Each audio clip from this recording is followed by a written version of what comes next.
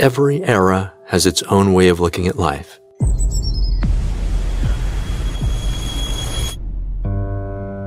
In the 1500s, Shakespeare described the world as a stage where we're just actors playing out our roles. In the 1800s, Charlotte Bronte talked about life as a battle, an ordeal that we have to fight and suffer through.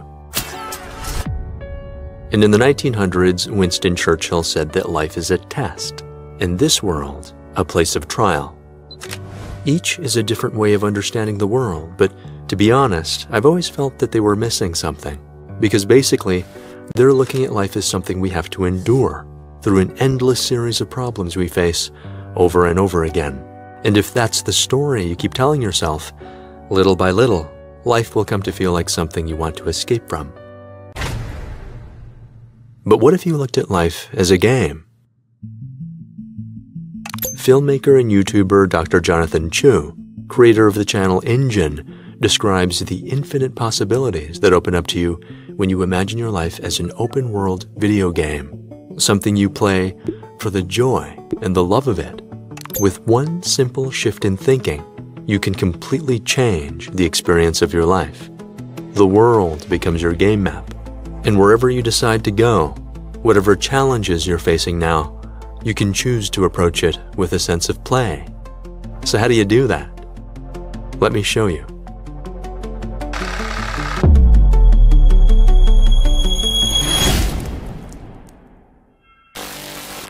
In the show Rick and Morty, Rick Sanchez is a brilliant scientist, a genius, but he's reckless. He takes all kinds of crazy risks. His grandson Morty, on the other hand, is not a genius.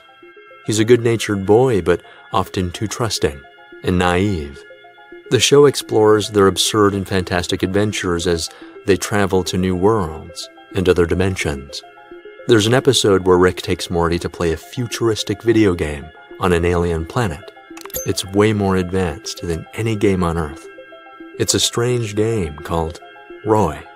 His headset comes on and, in an instant, he wakes up in a completely different body, in a room he doesn't recognize. A woman walks in. "Roy, what's wrong?" "I had a nightmare. I was with an old man and he put a helmet on me."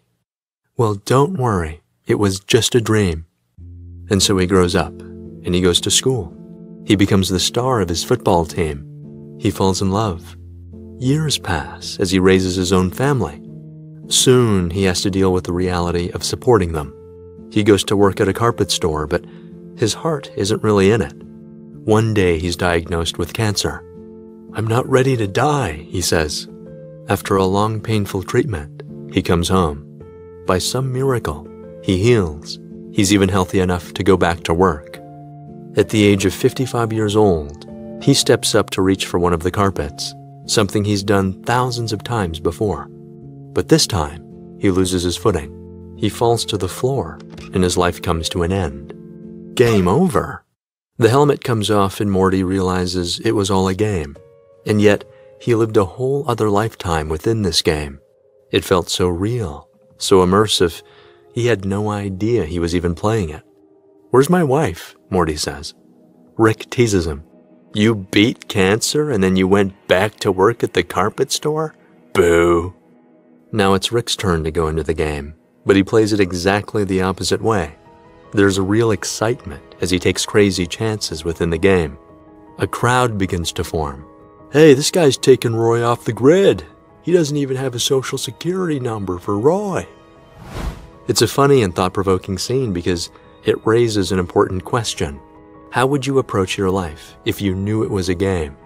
Would it give you a greater sense of play, or would you play it safe in one small corner of the game? Rick and Morty each take radically different approaches, and to be fair, a reasonable one has to lie somewhere in the middle. Because playing it too safe means you're never really living your potential. But taking too many risks also stops you from building the stability you need. We have to balance our need for security with the courage to go after the things we want. But before we go deeper into what this means for you, I think it's important to look at some of the common myths people have around this idea. Because before you can reframe your life as a game, you need to understand some of the limiting beliefs that can stop you from making that shift.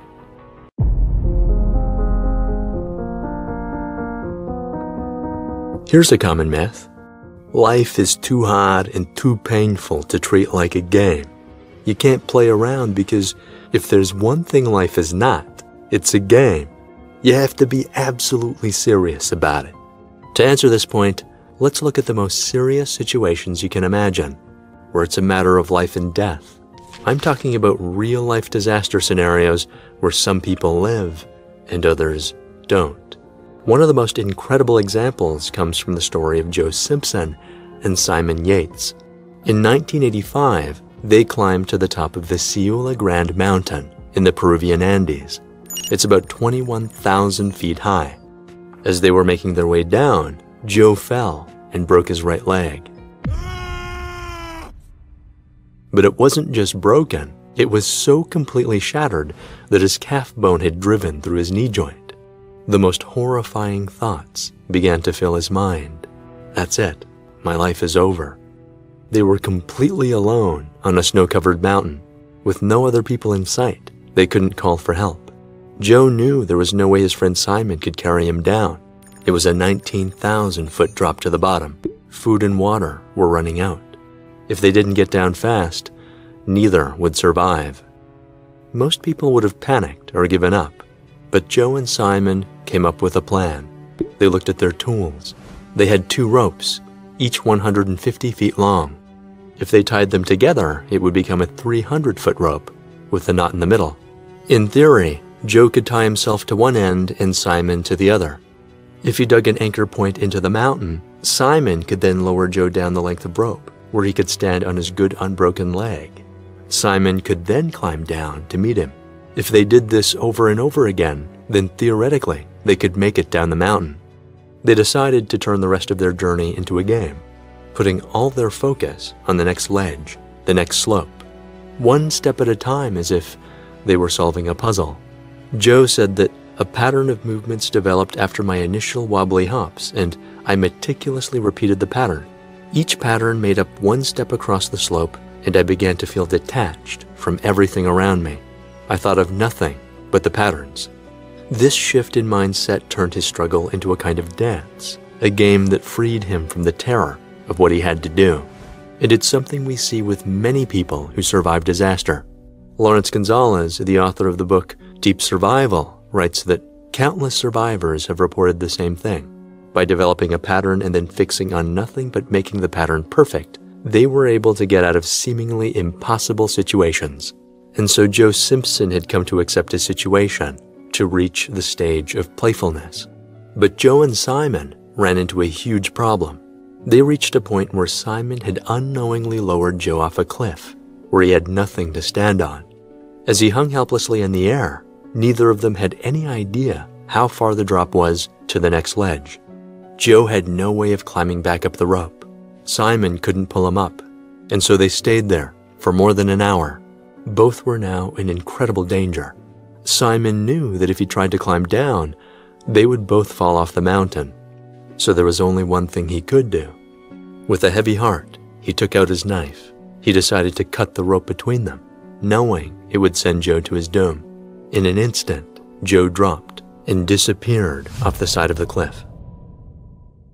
And yet somehow, Joe was still alive. He fell more than 200 feet and landed on a small ledge inside a crevasse. But when he looked up and saw that there was no way to climb out, his only choice was to go down even deeper into the darkness and hope that there was some other way out.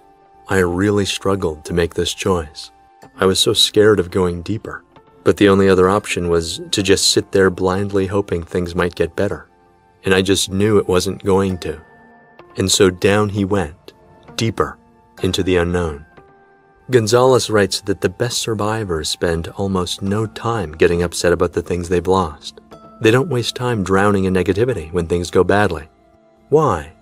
Because they're looking for a way to turn even the most horrifying situations into a game. This helps them stay focused on the next step they have to take and to accept the things they can't control. Unbelievably, Joe found a path that led him outside, into a beautiful sunny day. But now, he had to make the long, grueling hike back to camp, and his broken leg had only gotten worse. Even here, he continued to think of his situation as a game. He would look at a rock in the distance and think, I bet I can get there in 20 minutes. He timed his movements, and if he got there in 18 minutes, he was hysterically happy. But even if he was a few minutes late, he just kept on going. By all logic, Joe should have died on that mountain. He spent days without food and almost no water, crawling and hopping with a broken leg through miles of ice and snow. And yet, he lived. When Joe looks back on his harrowing journey, it fills him with a sense of amazement and gratitude. When you reframe the problems in your life as a game, it gives you the resilience to keep on going, even in the most desperate situations, and it's something you can apply to your life right now. Maybe you're studying for a tough exam. Maybe you're looking for a new job, or maybe you're struggling to support your family. Whatever it is, you can reimagine your situation as a game where you put your focus only on the next move you need to make. Ask yourself, what's the simplest step I can take right now to move closer to where I need to be? Here's another myth.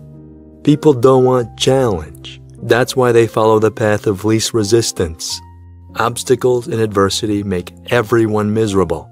If you could somehow take away everyone's problems, they would instantly become happy. Here's what's wrong with that. Let's look at what is arguably the most popular video game of all time, Tetris. It sold 520 million copies worldwide and is considered by many to be the most timeless video game ever made. But let me ask you a question. Why does Tetris have all of these different kinds of blocks? Seriously, why so many? Wouldn't the game be a lot easier if there was only one type of block? And wouldn't it be even easier still if we made that one block fill the whole length of the screen? That way you'd win each and every time. You could do that, but no one would ever play that game. Winning it would feel hollow and unsatisfying. Why? Because we need challenge. The human mind is uniquely designed to solve problems. We know this because there's an unbroken chain from this moment that connects you to the very first human beings in which people have solved complex problems one after another. From making fire, building shelter, growing food, to harnessing electricity. Every technological advancement we enjoy today, we have precisely because of a need to overcome adversity. The English author and philosopher Alan Watts captured this same basic insight with this thought experiment. Imagine that every night you could dream any dream you wanted, and that you had the power within one night to dream an entire lifetime. Naturally, as you began on this adventure of dreams, you would fulfill all your wishes. You would have every kind of pleasure you could imagine. And after several nights of several lifetimes of total pleasure each, you'd say, well, that was pretty great. But sooner or later, you'd get bored. Your dreams would become too predictable. And so you'd say, let's have a surprise.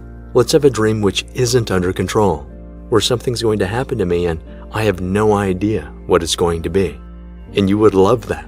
And you'd come out of it and say, wow, that was a close call, wasn't it? And then you'd get more and more adventurous. You'd make further and further out gambles as to what you would dream.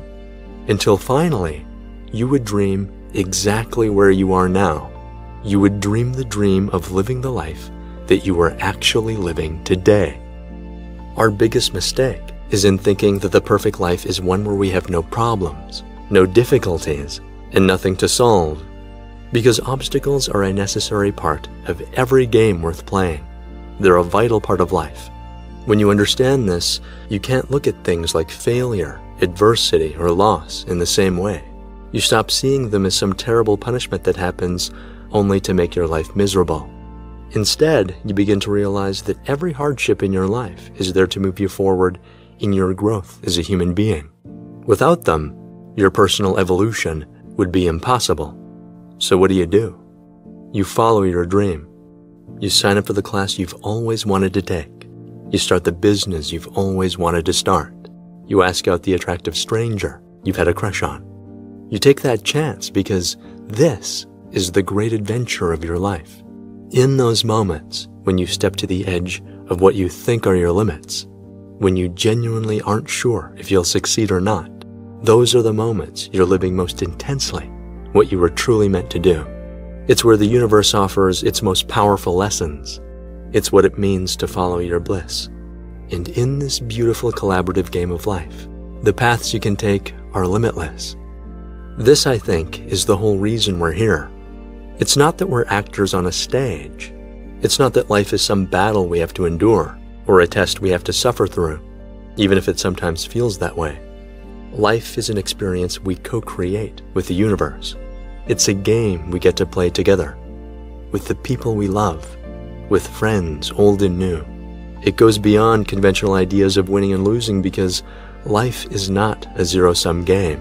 It's an infinite one, where the best players trust that life will equip you with everything you need to navigate and overcome every one of its obstacles, to unleash the dream that lives within you. The best of us approach life with a sense of play and know that we don't stop playing because we grow old. We grow old because we stop playing.